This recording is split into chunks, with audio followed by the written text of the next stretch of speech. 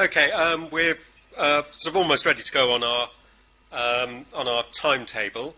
My name's Oliver Duke Williams. I work with Celsius, who provide access to the ONS longitudinal study. I'm going to hand over in a moment to Fran, who's sharing what we're doing today and giving you a proper introduction. I just wanted to do sort of introduction to the introduction of saying welcome to UCL for people who have travelled here. It's domestic arrangements. We're not expecting a fire drill. If you hear the fire alarm, if you go out of those doors, there's a fire exit at the far corner of the room. And also, if you go back through the foyer, there's a fire exit through the front doors of the building. The toilets are on the other side of the foyer. The ladies is on a sort of half landing between the ground floor and the first floor. The gents is on a half landing between the first floor and the second floor. There's a lift between floors, but I don't think you can particularly get to the loos very easily. There's a men's... Okay, brilliant. Just a reminder, we're recording the presentations today, and they'll be made available later. So if you're asking a question, we'll ask the speakers to repeat your question on the microphone so that we can, people on the recording can hear what you're saying. A very little bit on the sort of data set that we're considering today. How many people here are familiar with the longitudinal study? Or how many people are unfamiliar with it? Okay, some of you are unfamiliar with it. I'm going to give you the sort of like 30-second version of introducing the data set.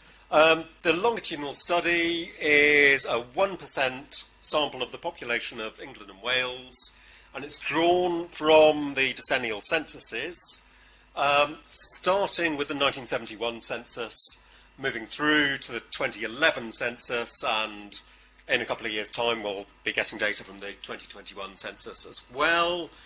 The dataset consists of a set of microdata records, so all the answers that an individual gave to the census without their identifying characteristics, such as name and address. The sample is selected on the basis of 4 birth dates. So if your birthday is one of these 4 days in the year, then you're in the sample.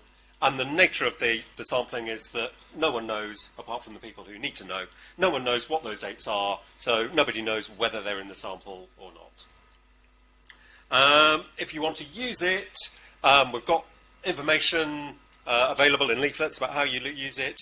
You can either come into a secure setting to use it, or you can send code to one of our support officers who'll be able to run that remote code for you and send you the results back as long as they satisfy disclosure checks. But when we're talking later in sort of breaks, I or any of the other Celsius staff way at the back, who's just going out of the door, and Joe as well, will be able to tell you all about the practicalities of how you use the LS. With that, I'd like to hand over to Fran, who's going to introduce the theme of the day. Thank you, Ollie. Remember to talk into the microphone. My name's Fran Abrams. I'm a journalist by trade, but the reason that I'm here is that I support the ONS LS team, the Celsius team, with talking about what they do and hopefully reaching out to the wider world so that people can more easily use this amazing data resource. And the reason it came up, I should explain, I know very little about Stronger Towns, and I'm kind of hoping there are people in the room who know more than me. I was trying to think of a way that we could illustrate this fantastic resource. We've got, since 1971, more than 1 million records that have been gathered and linked into, it's all on the slide there, but linked into other official data sources like medical records. Is that right, Ollie? Births, marriages and deaths. So it's an incredible resource, and one that, I just feel could be, there's a lot of great uses for it. And I just happened to be on a train in March when I was reading the newspaper, website about the announcement on Stronger Towns, and thought, hang on, isn't that just the sort of thing that the ONS LS should be able to inform? And sure enough it is. So what I'm hoping is that today is a day for starting conversations, really, between people like yourselves and the team as to how this fantastic data set can be better used or used to inform this particular policy debate and development. And as I say, I know very little about Stronger Towns. I think, I'm hoping maybe some people here are actually working on it who know more than me, but what I think we all know is the sort of genesis of it, really. Since the referendum 3 years ago, we do know that we've got major structural issues in this country with places that have been left behind, which, you know, has had certainly quite dramatic political effects in the last few years. So it's a really, really important debate. And, you know, the idea is that we can help to demonstrate today just a little bit of what this data can do to help to inform it. And I think Ollie's already, you know, asked you about if you've already, you know, had contact with the longitudinal study. There will be a feedback form later on, and I will try to remind you about it, because on there you can indicate, A, are you happy for us to contact you?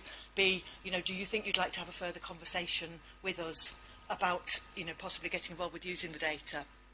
But without any more ado, really, I'd like to introduce our first speaker. We've got 3 academic speakers today, speaking on different aspects, which is all in your programme. And then we've got our keynote speaker, Rachel Lawrence, hopefully to sort of tie up some of the policy implications from all of that at the end. And our first speaker, we're delighted to have Tony Champion, who's, I think, a very long-term user of this data. Isn't that right, Tony? And an emeritus professor of population geography at Newcastle.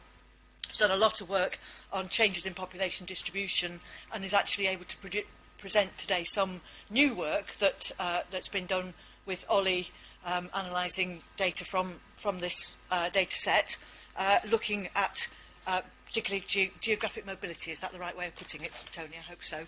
And without any further ado, I think I'll just hand over to you.